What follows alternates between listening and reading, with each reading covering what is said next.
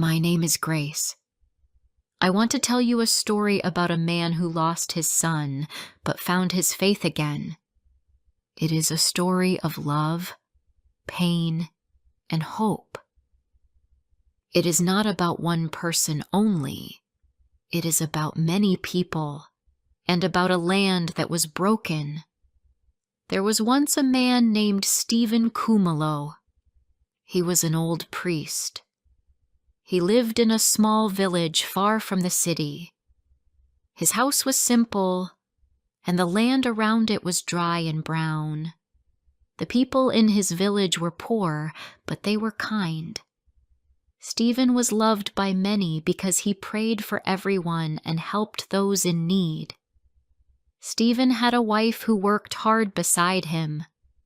They had one son named Absalom and one sister named Gertrude. Both of them had gone away to the city. Gertrude left first, saying she wanted to find work. Later, Absalom left too, hoping to build a better life. But time passed, and neither of them came home. Every day, Stephen waited for a letter. He hoped his son would write, or that his sister would send news, but no letter ever came. One morning, Stephen's wife brought him an envelope. Her hands were shaking. "It is from the city," she said quietly. Stephen opened it slowly. It was from another priest. The letter said that his sister Gertrude was very sick and that he should come to the city. Stephen felt afraid. He had never traveled so far before. He was an old man now. He looked at his wife, unsure. She said, "You must go. She is your sister. Maybe you can find our son too." So Stephen packed a small bag, took the little money they had saved, kissed his wife goodbye, and left his village. The road to the city was long. He walked for hours and then took a train. When he arrived, everything was different. There were cars, tall buildings, and people everywhere. The air was thick with smoke, and the noise hurt his ears. He missed the quiet hills of his home. He asked people for directions, but most were too busy to help. He was just an old man with tired eyes and an old bag. Finally, he found the house of the priest who had written to him. The priest's name was Father Misimangu. He was younger than Stephen, kind and gentle. He welcomed him with a smile. "I am happy you came," Misimangu said. "Your sister is alive, but her life is not good." Stephen felt his heart grow heavy. "What do you mean?" he asked softly. Misimangu looked down for a moment and said, "She is not sick in her body. She is sick in her spirit. She lives a bad life. She has lost her way." Stephen closed his eyes and whispered a prayer.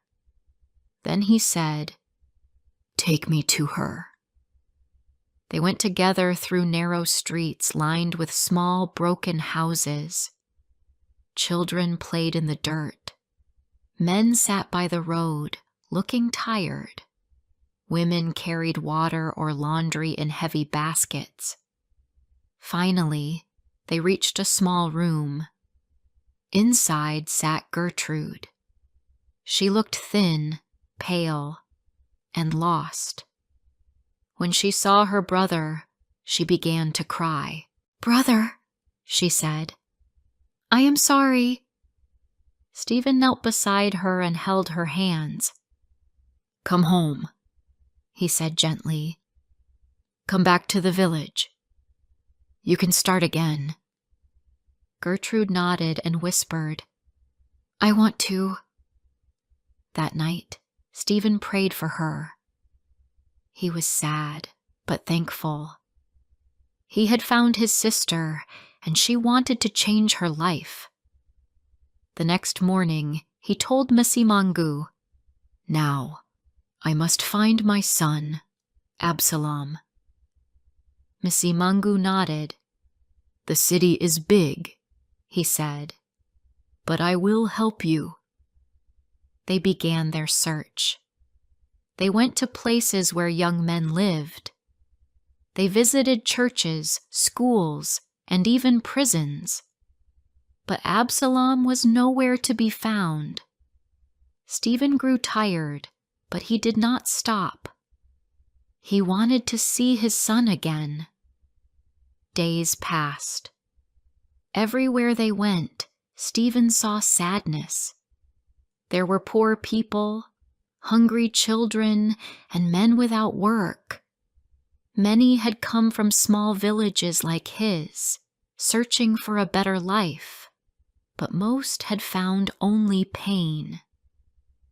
Stephen's heart broke for them. One afternoon, Masimangu came with bad news. His face was serious. "Stephen," he said quietly, "there was a crime in the city. A white man was killed. The police are looking for 3 young black men.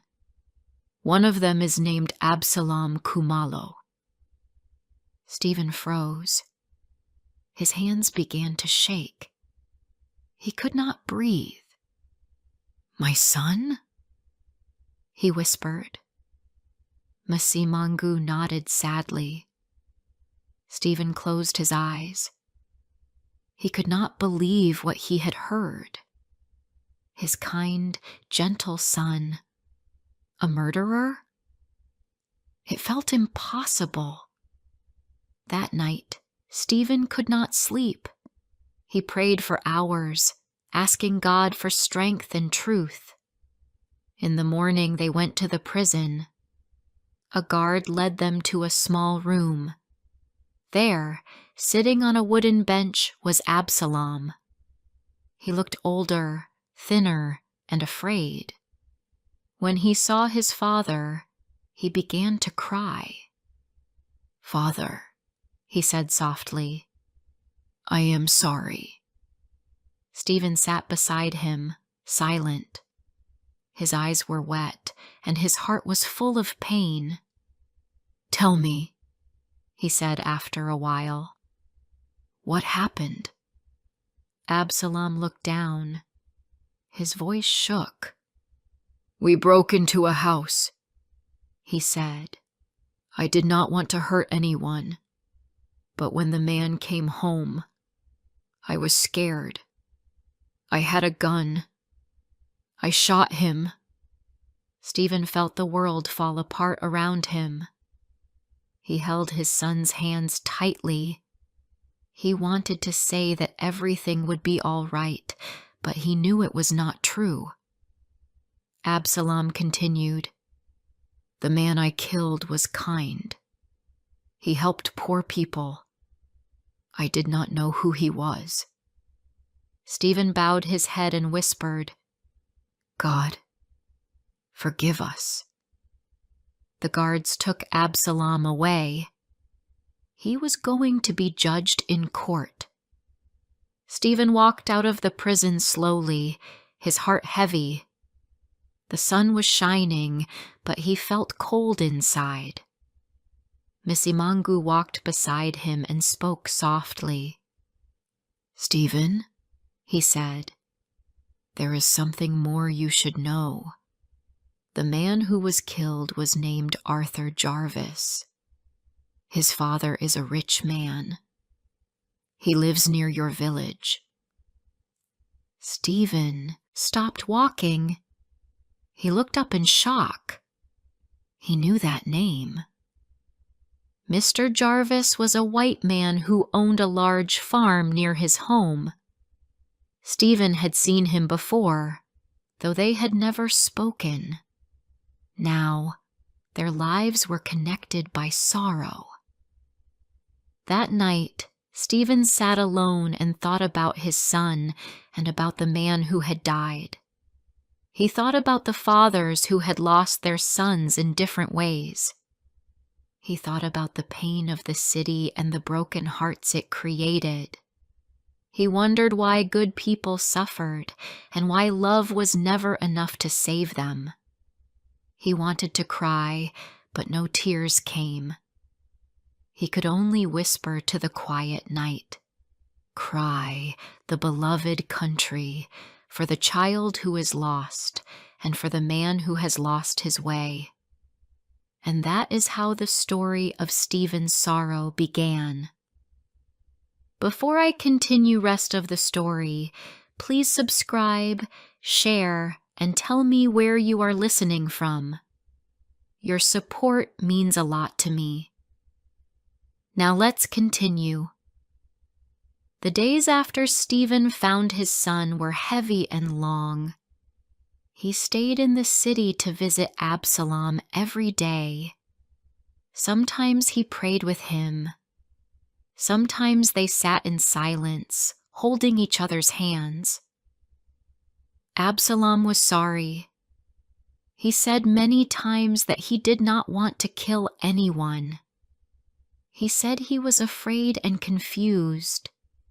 Stephen believed him, but he also knew that fear did not change what had happened. A man was dead, and a family was broken.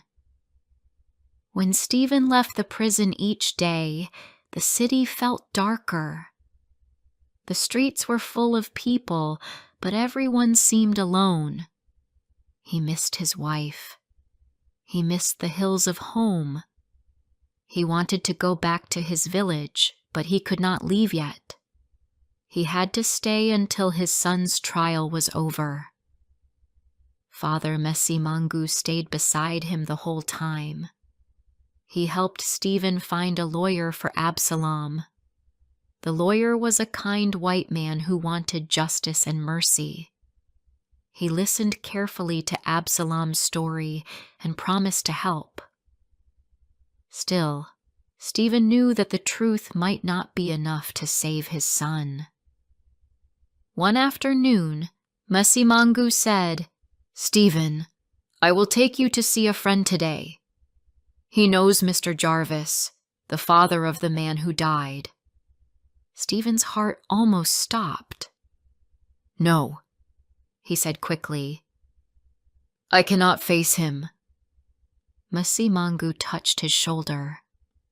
"You do not have to speak," he said gently. "But it is right to understand.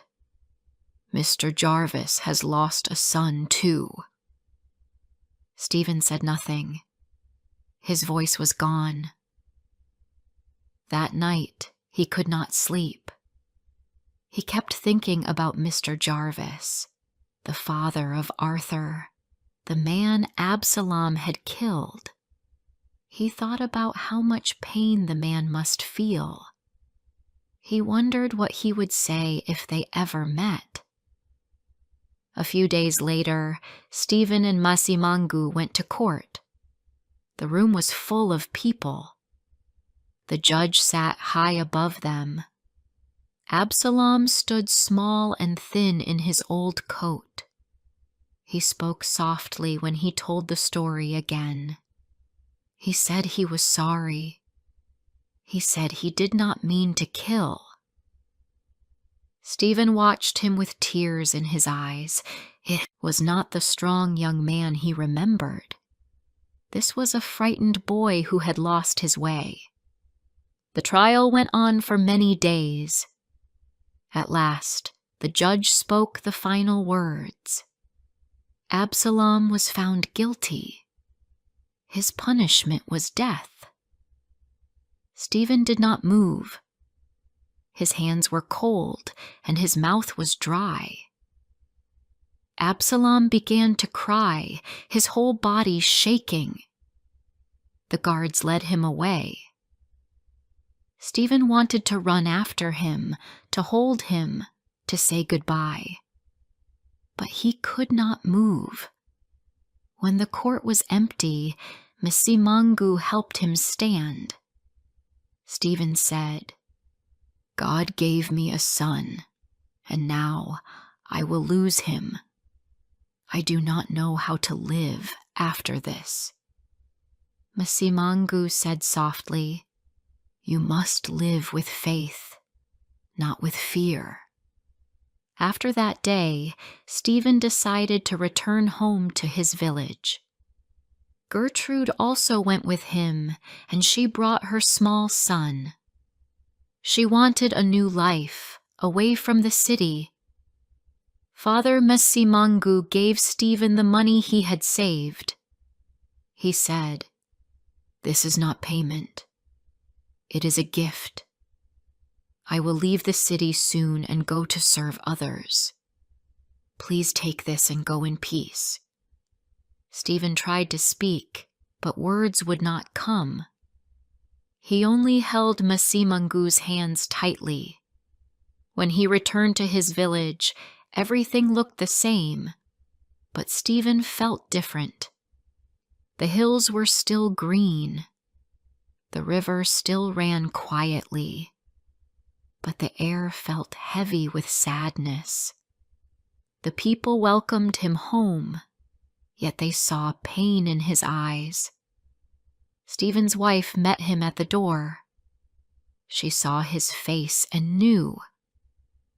"He will not come back, will he?" she asked softly. Stephen shook his head. "No," he said. "He will not come back." For many days, Stephen did not speak much. He prayed often and tried to find peace in his heart. He wanted to believe that God would forgive his son. Then, one afternoon, a car stopped outside Stephen's small house. A man stepped out. He was tall, dressed neatly, with gray hair and a kind but tired face. Stephen felt a shock. It was Mr. Jarvis. For a moment, Stephen could not move. He stood frozen, his heart beating fast. The man came closer and said quietly, "Are you the Reverend Khumalo?" "Yes," Stephen whispered. "I am James Jarvis," the man said. His voice was calm, though his eyes were sad. "I have come from the city. I wanted to see the place where my son lived and worked." Stephen felt weak. He wanted to fall to his knees, to say sorry, but his voice broke. "Sir, your son, my son." Mr. Jarvis raised his hand gently. "Please," he said. "I know who you are. I know what happened." Stephen's eyes filled with tears. "I am ashamed," he said. "My heart is full of sorrow. I do not ask you to forgive me, because I cannot forgive myself." Mr. Jarvis looked at him for a long moment. "Your son did a terrible thing," he said softly. "But mine also fought for what was right. He worked for justice, for people like you, for your village. And because he spoke for the truth, he was killed. I cannot hate you, Reverend. I cannot hate anyone." Stephen looked at the man in silence.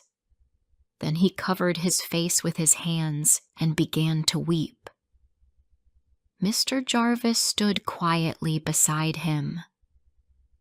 In that moment, something gentle passed between them, not words, but understanding.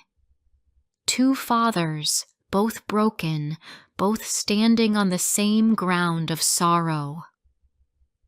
After that day, Mr. Jarvis visited the village often.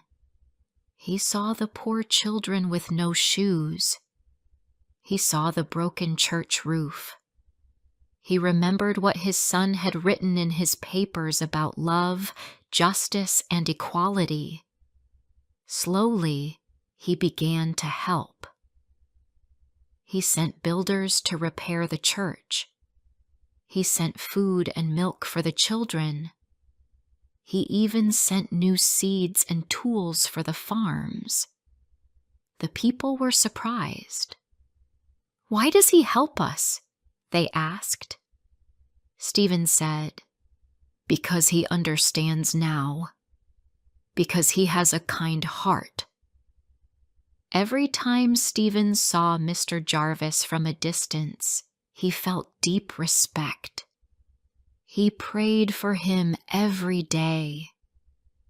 One evening, Stephen received a letter from the city. It said that the date for Absalom's death had been decided. Stephen's heart broke again.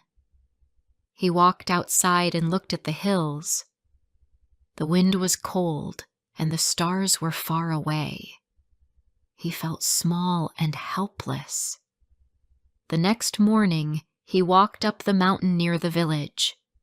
He sat there for hours, praying for his son's soul. He prayed also for Mr. Jarvis, for his pain, and for his strength. When the sun began to rise, Stephen looked at the sky. It was full of soft gold light. The world looked peaceful for a moment. He closed his eyes and whispered, "Rest in peace, my son, and bless this land. Let it heal." As the sun touched the hills, he felt something new inside him. Not happiness, but peace. The sorrow was still there, but so was hope. After the sun rose that morning on the mountain, Stephen sat still for a long time. The light touched the hills, and he felt calm for the first time in many months. He knew that, far away in the city, his son Absalom's life was ending. He could not stop it. He could not save him. But he prayed that God would take his soul with kindness. The wind blew softly through the trees. Stephen listened to the sound. It was like a voice saying, "Peace." When he walked back down the mountain, the world felt quiet. The people in the village greeted him, but he did not speak much. He went inside his small house and sat beside his wife. She held his hand. No words were needed. She knew. In the days that followed, Stephen tried to live with peace. He took care of the church, helped the poor, and prayed for everyone.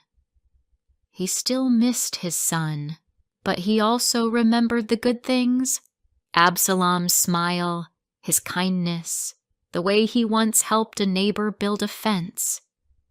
Not everything was lost. Love still remained. One morning, Stephen saw Mr. Jarvis's car coming up the hill. He went outside to meet him. Mr. Jarvis stepped out, holding some papers. His face looked tired but gentle. "Good morning, Reverend," he said. "I came to tell you something. I am going away for a time.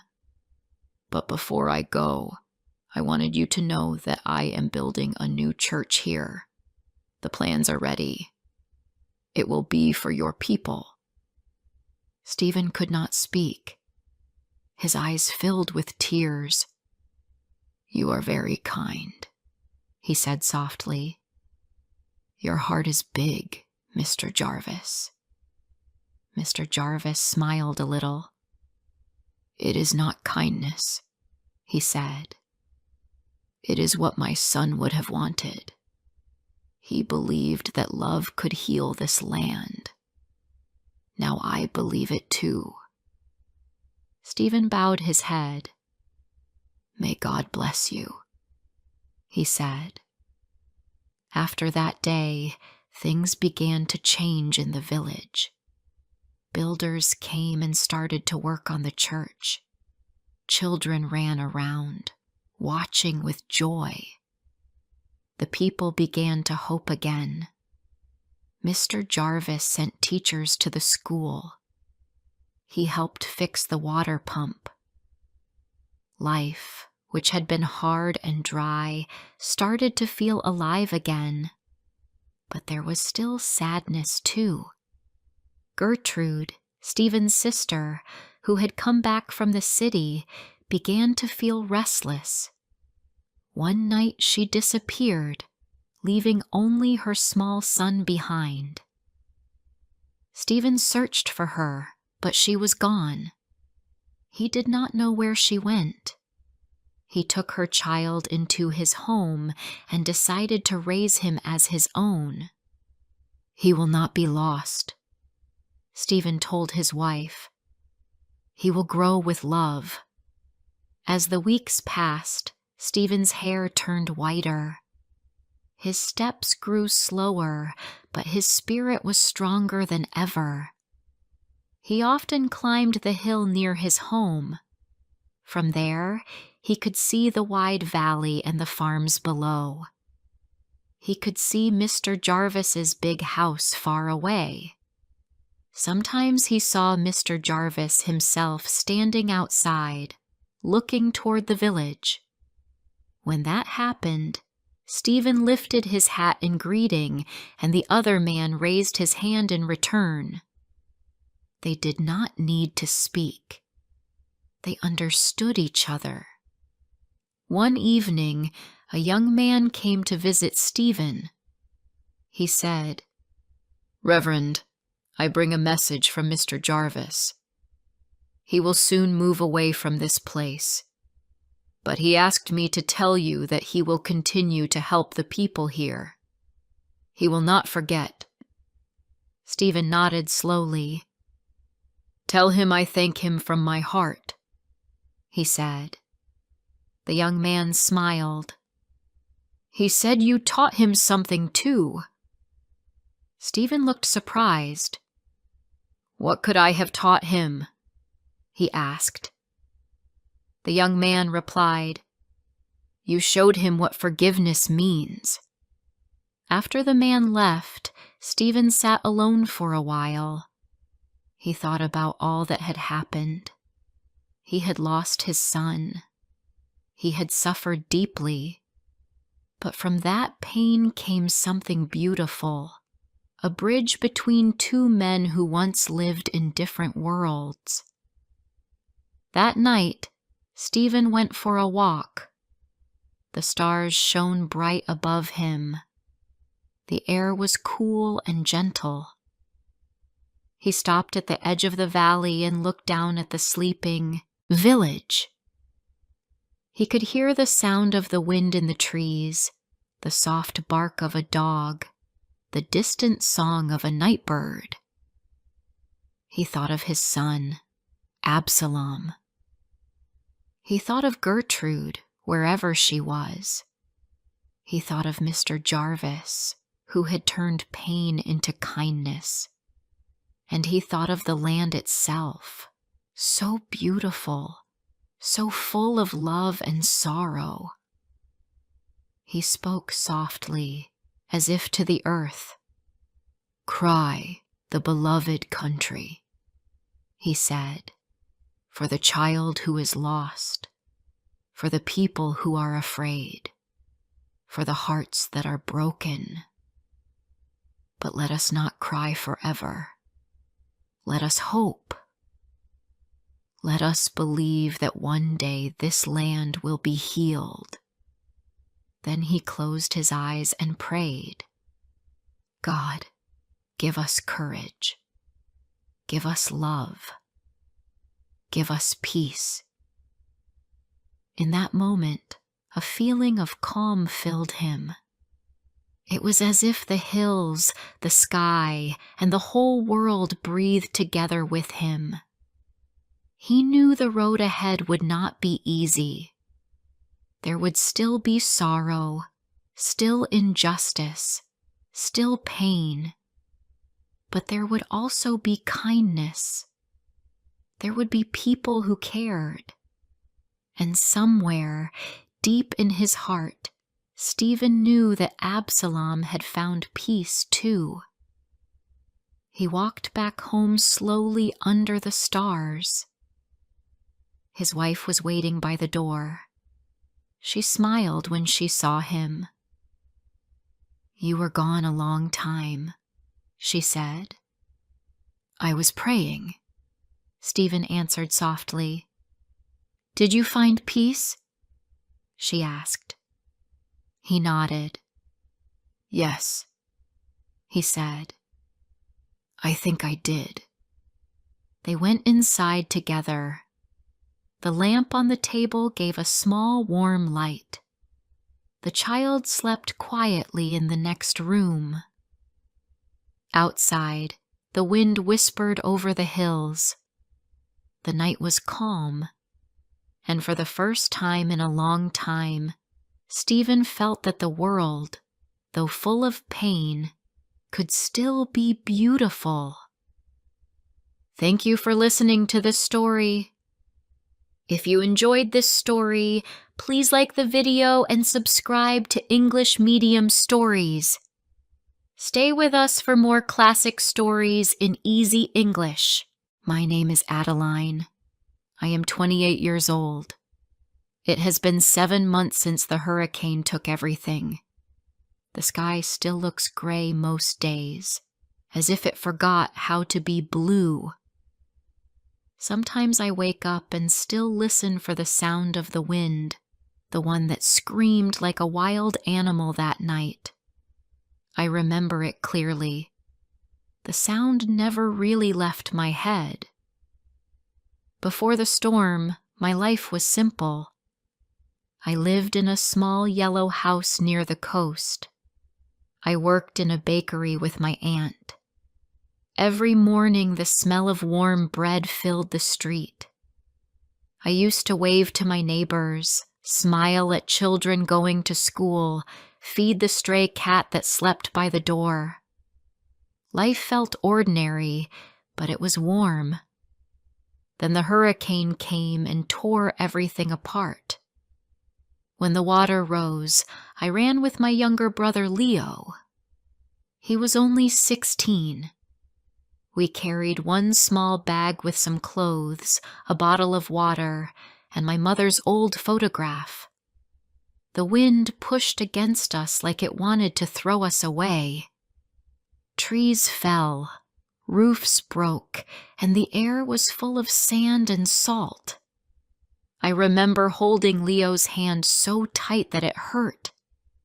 We made it to the school building on the hill, and we stayed there for 2 nights until the storm passed. After the hurricane, the world felt quiet and empty. The streets were full of mud. Houses had no walls. People searched through what was left, looking for photos, clothes, anything that still felt like life. I found the place where the bakery had been. Only the metal sign was there, half buried. I picked it up and cried. We did not know where to go next. The power was gone, the phones were dead, and the roads were broken. My aunt and uncle left the town a few days later with other families heading north. But I couldn't leave. My parents had died years before, and everything I remembered of them was here. The smell of the sea, the sound of the rain on our old roof, the garden they built. I wanted to stay until I could find a reason to go. Leo wanted to stay with me, but I saw the sadness in his eyes. He missed his friends. He missed school. So after a week, when volunteers came with buses, I told him to go. He didn't want to leave me alone, but I smiled and said I would follow later. I lied. I wanted him to have a chance, and I didn't know if I could survive in a new place full of strangers. Now, months later, I live in what is left of our house. The front wall is gone, and the roof has holes. When it rains, I move my bed to the corner that stays dry. I cook simple meals on a small gas stove. Rice, beans, whatever the volunteers bring when they come once a month. They think I plan to leave soon, but I don't. I tell them I'm waiting for someone. Maybe I'm waiting for myself. Every evening I walk to the beach. The sand is dark now, mixed with pieces of glass and wood. I sit near the water and talk to Leo, even though he is miles away. Sometimes I imagine he can hear me. I tell him what I did that day, if I found something useful, if I saw anyone new. Talking to him makes the silence less heavy. One afternoon, while walking back, I saw a small light coming from an old house at the end of the street. It surprised me because most houses had no power. I went closer. A man was sitting outside near a fire. He looked older than me, maybe in his 30s. His name was Tomas. He said he came from another town to help clean the area. He had been a teacher before the hurricane destroyed his school. Tomas offered me tea, warm and sweet. It felt strange to drink something that tasted of comfort again. We talked for a long time. He told me how he lost his students in the flood, how he could still hear their laughter when the wind blew. I told him about the bakery and my brother.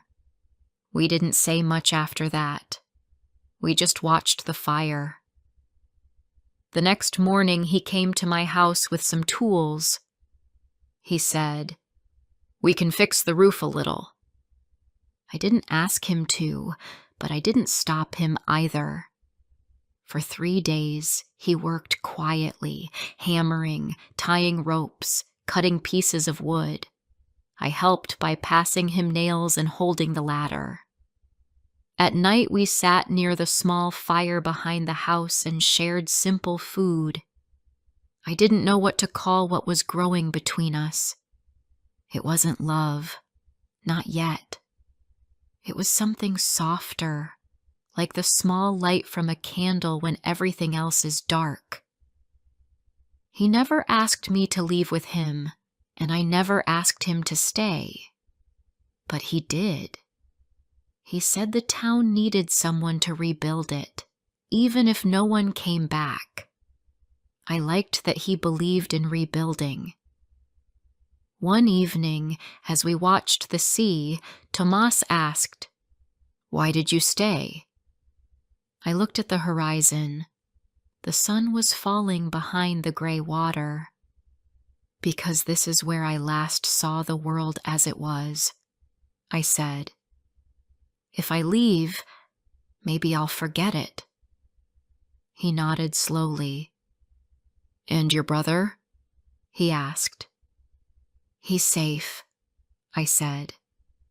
"He sends letters through the volunteers. He wants me to come." "Will you?" "Maybe. Not yet." That night, I couldn't sleep. I kept thinking of my brother, the letters, the world outside this broken town. I thought about Tomas, about how he still believed in repairing things when so much had been destroyed. For the first time in months, I wondered what it would feel like to hope again. A few days later, I found a small bird trapped in a broken net near the beach. It was shaking, its feathers wet.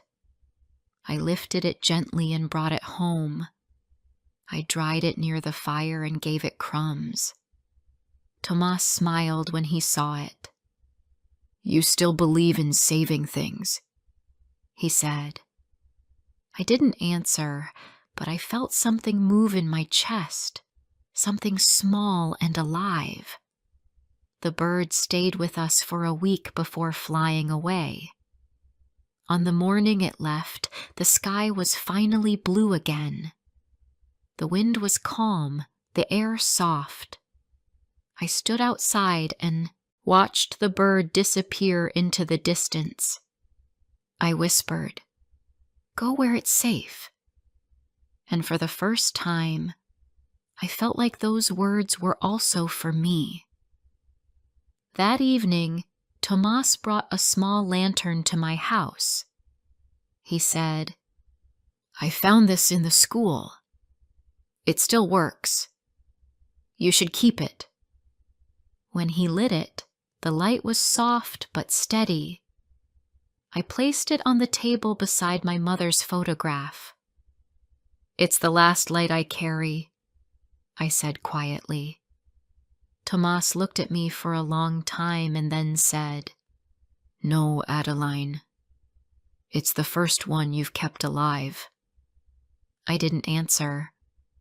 But later that night, as I lay under the half-fixed roof and watched the glow of the lantern, I thought maybe he was right. Maybe the world was not ending. Maybe it was starting again, very slowly, like the morning after a long storm. I still don't know what tomorrow will bring. I still hear the wind sometimes, and I still wake from dreams of the sea rising again. But when I see that small light on the table, I remember that not everything was taken.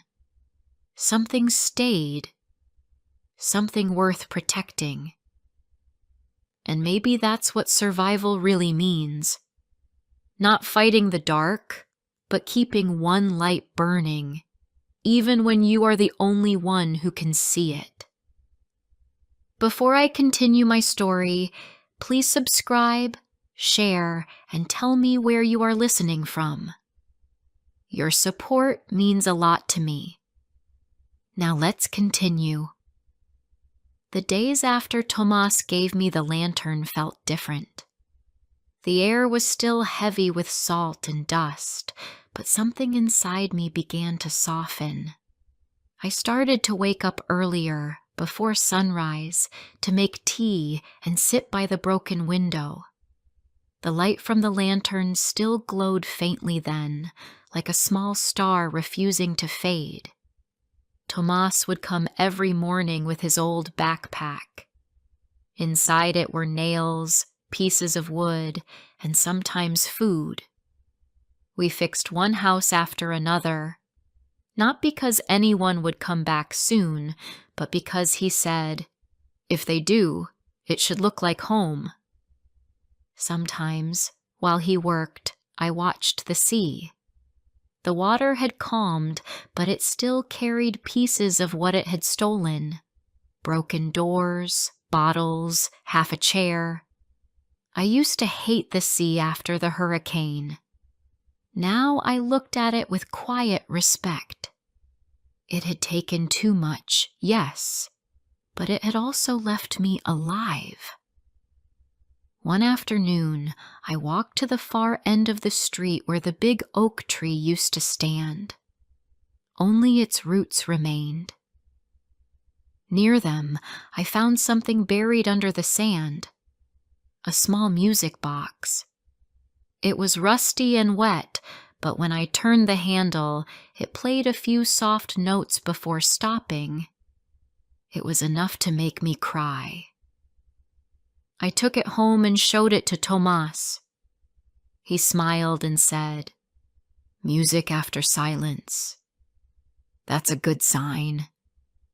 That night we tried to clean it, and the melody returned for a few seconds longer. It was a song I didn't know, slow and kind, like a memory from someone else's life. In the evenings, We sometimes sat outside near the fire. Tomas would talk about his old students, how one of them wanted to be a doctor, another a writer. I told him about my brother Leo, how he used to bake with me and laugh when the dough stuck to his hands. One night, while we were eating, he asked, "Do you ever think of leaving?" I looked at the fire.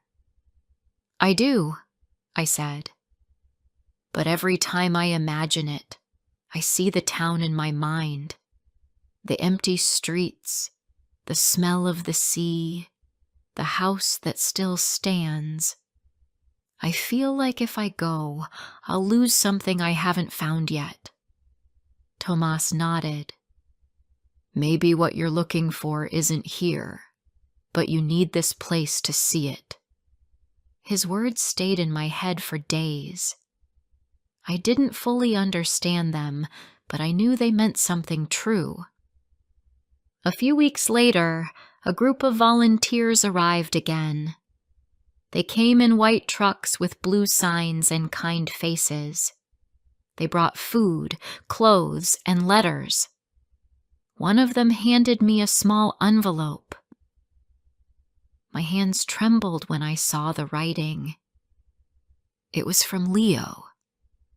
I went inside to read it alone. His words were full of hope.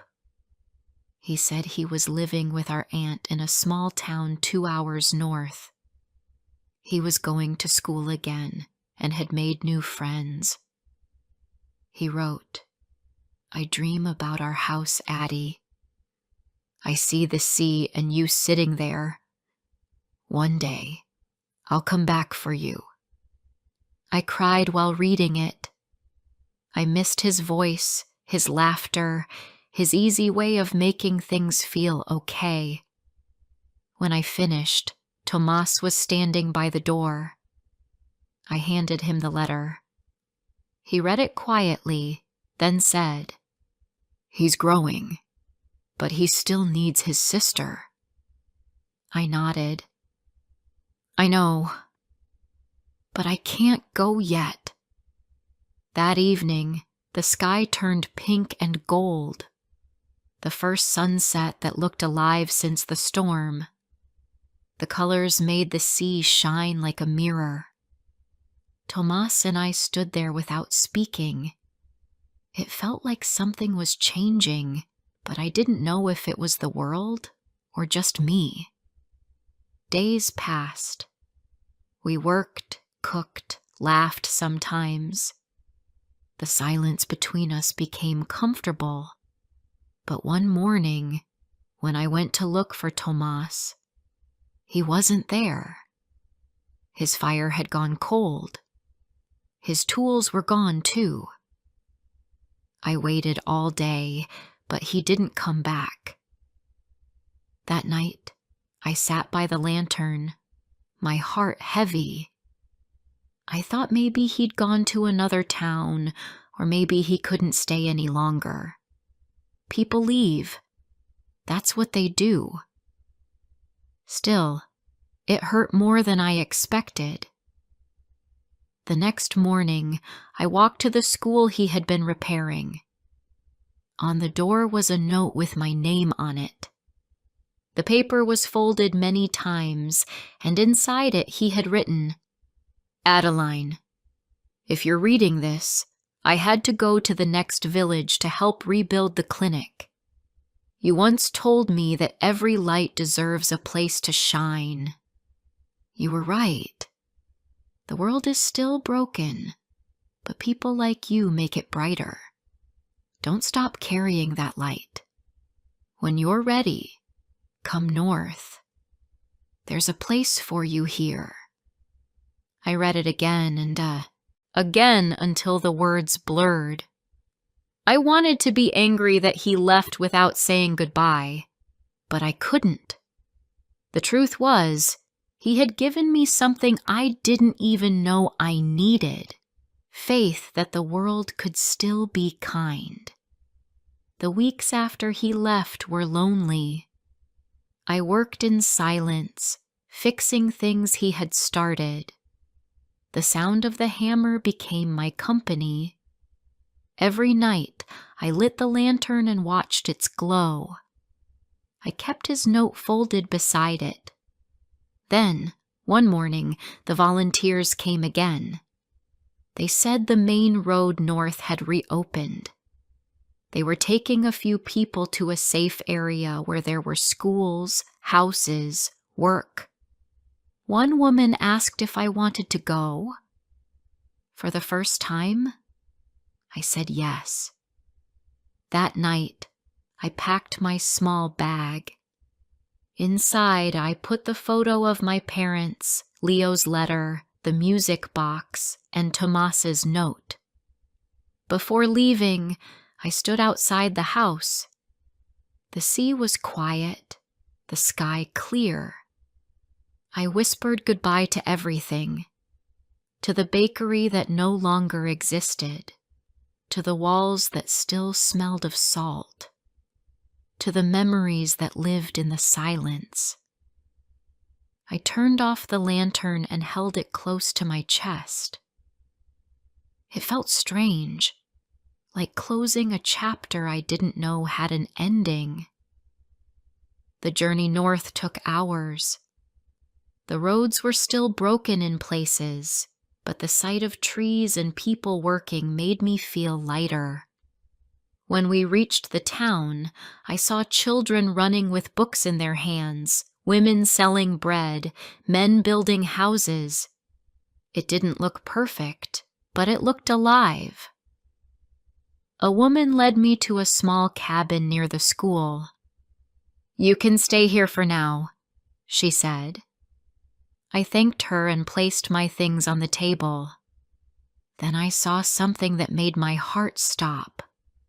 The same kind of lantern as mine, burning softly in the next window. I walked outside, and there he was. Tomas stood near the school fence, covered in dust and sunlight. When he saw me, he smiled. The kind of smile that comes from both surprise and relief. "You came," he said softly. I felt my throat tighten. "You left a note." "I followed the light." He laughed gently, and it felt like the first real sound of peace since the hurricane. He led me to the schoolyard where children were drawing on a wall with chalk. "They call this place New Haven," he said. "We're building it together." I looked around. There were gardens, clothes hanging in the sun, people sharing food. The world wasn't fixed, but it was trying. And so was I. That evening, I placed my lantern beside the others along the path to the school. It flickered softly in the wind, joining a line of small, steady lights leading into the night. For the first time since the storm, I didn't feel alone. The morning in New Haven began with birdsong. It had been so long since I heard it that, for a moment, I thought it was only in my head. The sound came from the trees behind the small cabin where I stayed. They were green again, full of new leaves after months of gray. When I stepped outside, the air felt different. It smelled of earth, bread, and smoke from the cooking fires.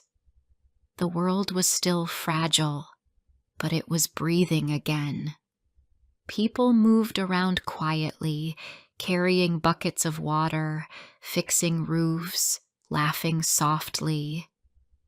I hadn't seen so many smiles since before the hurricane. Tomas was already by the school, talking to a group of children. He waved when he saw me. I walked over, and he handed me a small notebook. "We're teaching them again," he said. "Reading, writing." starting from the beginning. I opened the notebook. Inside were simple words written in pencil. Hope, home, light. The children had drawn tiny suns beside them. It made me smile. You really started over, I said. He nodded. We all did. The storm took much, but it didn't take this. He touched his chest, where the heart is. I stayed to help. Some days I cleaned the classrooms. Some days I taught the little ones how to spell. Their voices filled the air like music. In the afternoons, I baked bread for the workers. Someone had built a small oven behind the cabin, and for the first time since losing the bakery, I felt like myself again. The smell of warm bread made people stop and smile. It reminded them that life could still taste good. At night, Tomas and I sat outside by the lanterns. They lined the paths like stars fallen to earth. He told me how the town had started, how a few people came after the storm, built one tent, then another, until it became a home for those who had nowhere to go. One evening, as we sat by the fire, he said softly, You know, Adeline, I used to think light meant only the sun, but it's people like you, the ones who stay, who rebuild, who forgive the world. They're the real light. His words warmed something deep inside me. I didn't answer, but I reached for the music box I had brought. I turned the handle. The song came alive again, a few broken notes, soft and slow. The children nearby stopped playing and listened. The sound floated into the night like a gentle memory. In that moment, I realized the music wasn't sad anymore. It was tender, the sound of things healing. A few days later, I received another letter from Leo. The volunteers brought it with the morning mail. I sat under the same tree where the children studied and opened it carefully. Dear Addie, it began. I heard you went north. Aunt told me you found a new place. I'm proud of you. I knew you would help people again. I'm finishing school soon, and after that, I want to come to New Haven. Maybe we can start a bakery there. Like before. Don't give up, okay? You always told me to keep going, even when things are hard. So now I'm telling you, keep going, Addie. You carry the light for both of us. By the time I finished reading, my eyes were full of tears. Not the heavy kind that hurt, but the kind that come when the heart is full. I folded the letter and pressed it against my chest. My brother was growing, hoping, dreaming again. That was the light I had wanted to protect. When Tomas saw me, he didn't ask what was wrong. He just sat beside me and waited. I gave him the letter to read. He smiled quietly and said, Then we'll build a bakery. It sounded simple, but the idea made me laugh. We talked about it all afternoon, how it would smell, where we would put the oven, how the children could come for bread after class. For the first time, the future didn't scare me. It felt possible. Weeks passed, and the bakery slowly took shape. People brought what they could. Bricks, pieces of metal, old tools.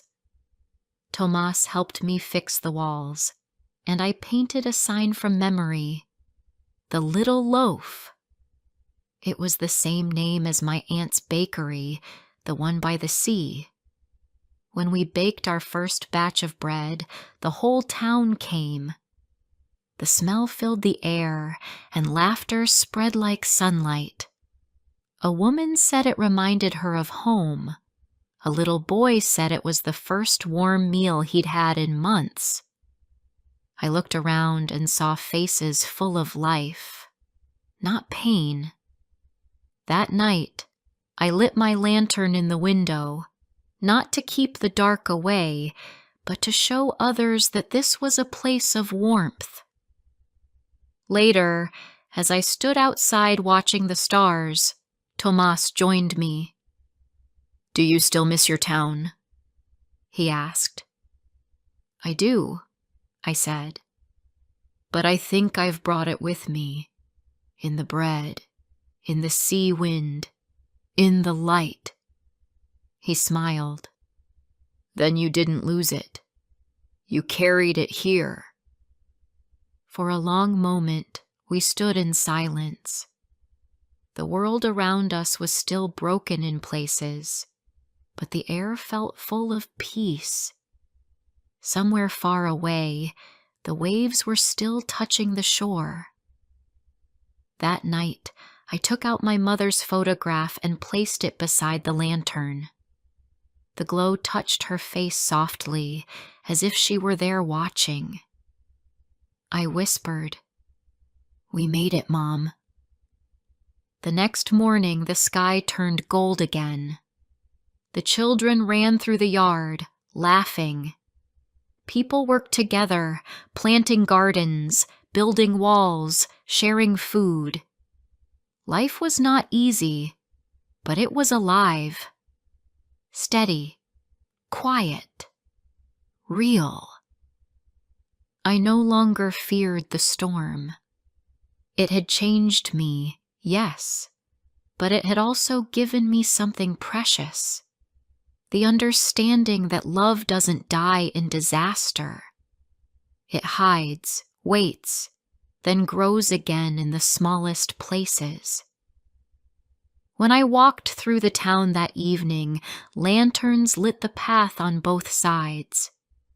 Each house had one, some small, some bright, all glowing. The whole street shimmered like a river of light. I stopped in the middle and looked around. The wind was gentle. The people were singing. I thought of my brother, my parents, Tomas, and everyone who had stayed through the darkness. And then I understood what the last light I carry really meant. It wasn't the lantern or the fire. It wasn't even the sun. It was the courage to love again after loss, to believe again after fear. It was the small, quiet flame that lived in the heart and refused to go out, no matter how long the night. I looked at the lantern shining in the dark and whispered to the world, "This is home." And for the first time since the hurricane, I felt truly free.